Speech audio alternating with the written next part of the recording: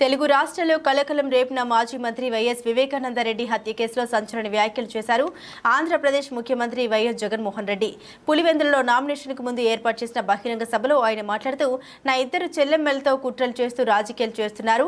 మా వివేకం చిన్నారను ఎవరు చంపారో ఎవరు చంపించారో ఆయనకు ఆ దేవుడికి జిల్లా ప్రజలందరికీ తెలుసన్నారు సీఎం జగన్. మా ఇద్దరి చెల్లెమ్మల్ని ఎవరు పంపించారో ప్రజలందరికీ తెలుసు. వివేకం చిన్నారను అతి దారుణంగా చంపి బహిరంగంగా తిరుగుతున్న హంతకుడికి మద్దతు ఇస్తున్నది ఎవరు అని ప్రశ్నించారు. నాన్నను అన్యాయంగా ఎమ్మెల్సీ ఎన్నికల్లో ఓడించిన వారితోనే, సంఖ్యాబలం లేకపోయినా కూడా అధికార బలంతో ఓడించిన వారితోనే చట్టాపట్టాలేసుకుని తిరుగుతున్నది ఎవరు? చిన్నాన్నకు రెండవ భార్య ఉన్నమాట వాస్తవం కాదా?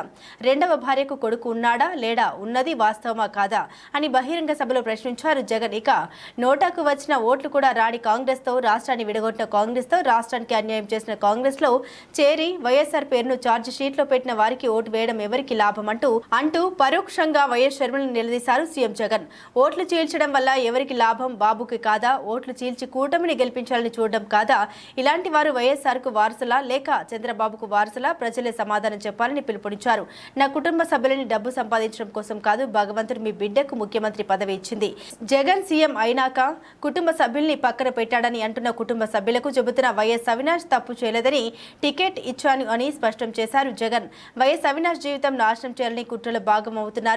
ఏ ప్రభుత్వ పథకం మంజూరులో అయినా లంచం లేకుండా 2.70 కోట్ల రూపాయలు మంజూరు చేస్తాం.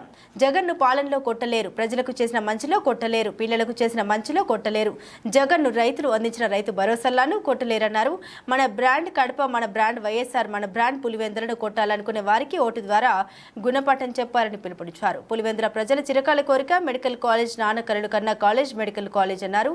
నాన్నగారి మరణం తర్వాత 10 ఏళ్ల పాటు పులివెందులని ఎవరైనా పట్టించుకున్నారా అని ప్రశ్నించారు. మీ బిడ్డ సీఎం అయిన తర్వాతనే పులివెందుల అభివృద్ధి చెందింది. వచ్చే 5 ఏళ్లలో మీ అండతో పులివెందులతో పాటు రాష్ట్ర అభివృద్ధికి కృషి చేస్తా. చరిత్రలో కానీ విని ఎన్నడూ ఎరకని మెజారిటీ ఇచ్చిన ఈ గడ్డ మరో దాన్ని తిరగరాయాలని పిలుపునిచ్చారు సీఎం వైఎస్ జగన్. మా వివేకం చిన్నానను ఎవరు చంపారో, ఎవరు చంపించారో ఆయనకు, ఆ దేవుడికి, ఈ జిల్లా ప్రజలందరికీ కూడా తెలుసు ఏం జరిగింది అన్నది. కానీ బుడద జల్లేందుకు ఇద్దరు చెల్లెమ్మలను ఎవరు పంపించారో, వారు వెనకాల ఎవరు ఉన్నారో మాత్రం మీ అందరికీ కూడా రోజు కనిపిస్తూనే ఉంది. ఇంకా ఆశ్చర్యం ఏమిటో తెలుసా?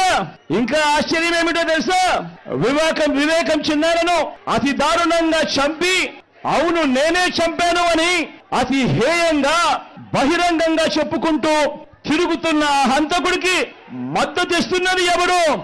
మీరే రోజు చూస్తున్నారు కదా అని అడుగుతా ఉన్నాను. చిన్నారను అన్యాయంగా ఎమ్మెల్సీ ఎన్నికల్లో ఓడించిన వారితోనే, సంఖ్యాబలం లేకపోయినా కూడా ప్రలోభాలతో, అధికార బలంతో ఓడించిన వారితోనే ఈరోజు చట్టా పట్టాలు వేసుకొని తిరుగుతా ఉన్నారు అనంటే దానికి అర్థమేమిటి అని చెప్పి సందర్భంగా అడుగుతా ఉన్నా. చిన్నానకు రెండో భార్య ఉన్న మాట వాస్తవం అవునా కాదా? ఆ రెండో భార్యతో తనకు సంతానం ఉన్న మాట వాస్తవం అవునా కాదా?